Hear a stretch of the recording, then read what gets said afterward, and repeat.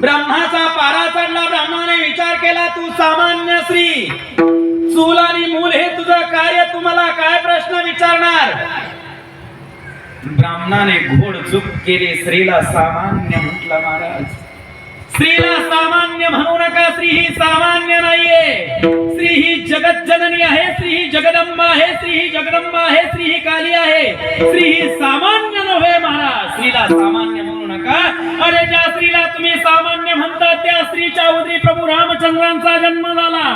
ज्या स्त्रीला तुम्ही सामान्य म्हणतात त्या सामान्य स्त्रीने आम्हाला भगवान श्रीकृष्ण दिला.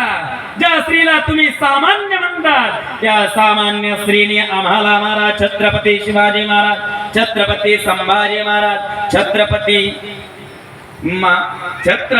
महाराज म्हणतात. त्या स्त्रीने आम्हाला महाराणा प्रताप सिंग दिले. ज्या स्त्रीला तुम्ही सामान्य म्हणतात त्या स्त्रीने आम्हाला भगतसिंग, राजगुरु, सुभाषचंद्र बोस, सरदार वल्लभभाई पटेल दिले. ज्या स्त्रीला तुम्ही सामान्य म्हणतात त्या स्त्रीने 16व्या शतकामध्ये म्हणजे 16व्या 17व्या शतकामध्ये या मराठ्याची महाराणी तारा राणी हातामध्ये खडग घेऊन शत्रूवर धावली. महाराज, ज्या स्त्रीला तुम्ही सामान्य म्हणता ती सामान्य स्त्री 18व्या शतकामध्ये ही मराठ्याची महाराणी झाली, महावागीन झाली. जिचे सासरे ही लोकांचा प्रवास त्यांनी संपवला मल्हारराव होळकरांनी.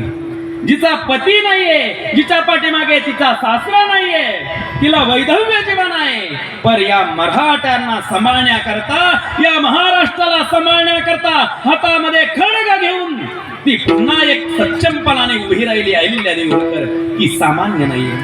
12 ज्योतिर्लिंगाची स्थापना करणारी अहिल्यादेवी सामान्य स्त्री आहे का? स्त्री ही सामान्य नाही, सामान्य समजू नवी. ब्राह्मणाने विचार केला, काय प्रश्न तुझा? विचार.